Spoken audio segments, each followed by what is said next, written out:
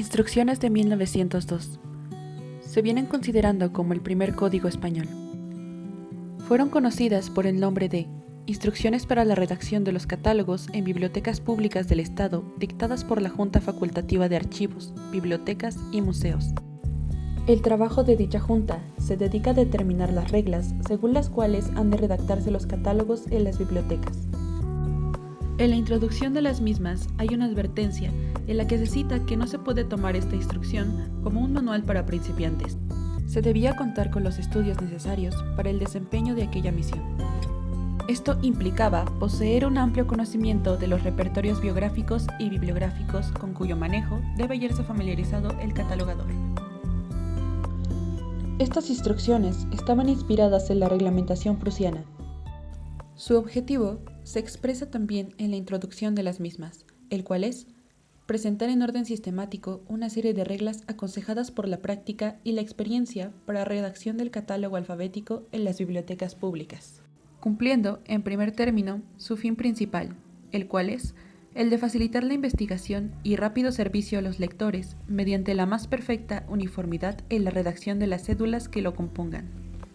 Se sabe muy bien que la redacción del catálogo alfabético ofrece numerosas dificultades respecto a la mayoría de las cuales no han llegado a ponerse de acuerdo los bibliógrafos y bibliotecarios, mucho menos estos últimos, los cuales son teorizantes y aficionados a la biblioteconomía. Las instrucciones de 1902 precisan que deberán existir en la biblioteca dos tipos de catálogo. El alfabético, que guía el encuentro de la obra u obras cuyo autor o cuyos títulos son anónimos pero que el lector ya conoce. El metódico o sistemático, que revela al lector qué libros puede consultar para el estudio de la ciencia que cultiva. La regla 18 señala que el catálogo alfabético constará de dos clases de cédulas. Las cédulas principales, en las que con la mayor exactitud se consignarán los datos necesarios para la identificación de las obras sueltas. Esto con el fin de dar idea del contenido de las colecciones y para conocer la colocación de unas y otras en la biblioteca. Cédulas de referencia. Recoge los nombres, apellidos u otros vocablos bajo los cuales se hallan inscritas las respectivas obras en el catálogo. Respecto al tipo de papel en el que deben redactarse las cédulas que constituirán el catálogo, la norma 3 señala: estas deberán ser en hojas sueltas de papel fuerte de hilo, por ser este el que ofrece mayor resistencia, consistencia y de tamaño tal que no sea tan grande que dificulte la investigación rápida, ni tan pequeño que exija la mayoría de las veces el empleo de cédulas dobles.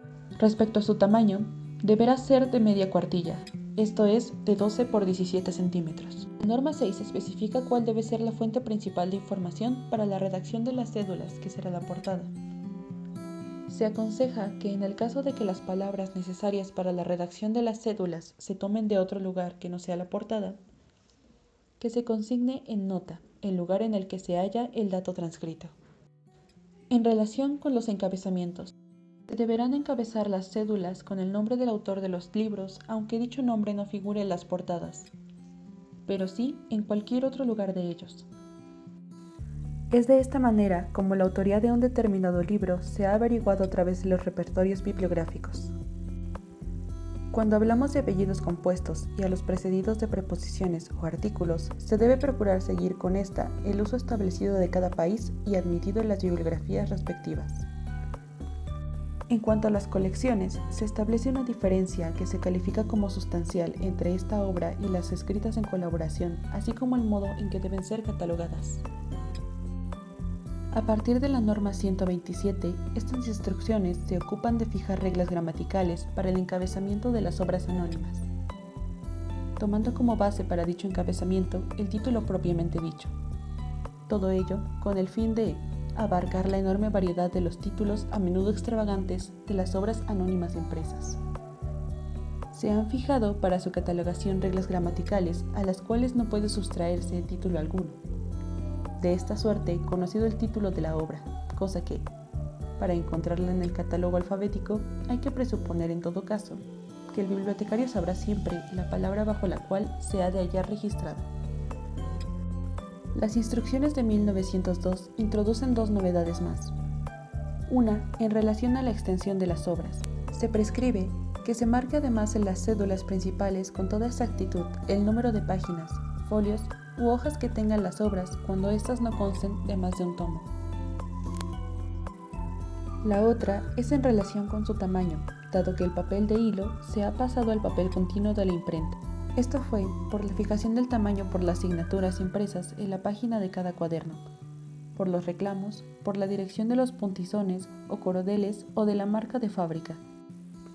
Al final de la obra se incluye un índice de autores latinos clásicos, un repertorio bibliográfico y otro biográfico, además de 179 modelos de fichas referidas a las correspondientes reglas que vienen a ocupar la mitad de la obra.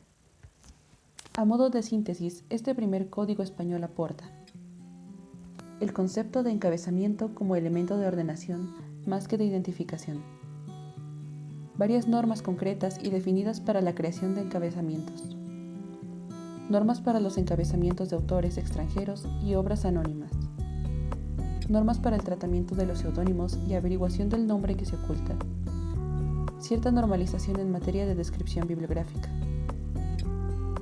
exposición de las diferencias entre colecciones y obras en colaboración, así como tratamiento de las mismas.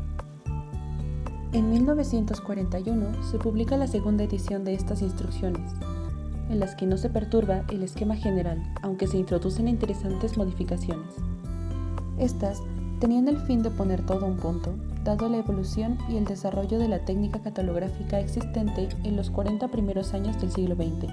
El objetivo de esta nueva edición es claro: que sus reglas resulten más prácticas y estén más de acuerdo con el criterio moderno de llevar a efecto la catalogación de libros, y para que del producto de tales reglas, el catálogo, se convierta en un instrumento de más fácil manejo, no solo para el bibliotecario, sino para el estudioso que le consulta, ya que una copia de él debe estar a disposición de los lectores.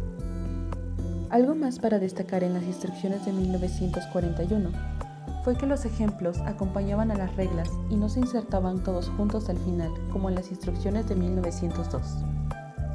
Cabe citar, entre otras modificaciones, las siguientes. Se reducen a 3 los 5 autores máximos para considerar una obra como anónima.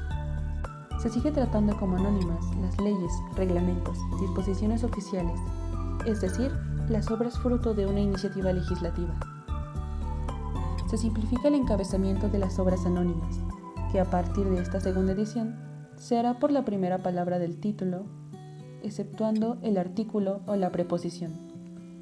Lo contrario creaba conflictos en el catalogador y así se hace saber que daba lugar a que éste se viera obligado en muchos casos a elegir encabezamientos entre las últimas palabras del título, prescindiendo de otras anteriores tal vez más definidas y desde luego más fáciles de recordar para el lector. No pocas obras en latín podrían citarse, por ejemplo. Por primera vez aparece un apartado dedicado a las entidades o corporaciones oficiales o privadas que ocupan 15 reglas generales. Se introduce un listado de los clásicos anónimos de la literatura, el canon bíblico, ciertas normas para la transcripción de alfabetos no latinos, así como un índice general, útil para el buen manejo del código. Se suprimen en cambio en los anexos la comprometida lista de repertorios bibliográficos y biográficos. En series y colecciones se prescinde de la ficha de colección. Se obliga a consignar al editor sin suprimir al impresor. Se recomienda el uso de la ficha de tamaño internacional.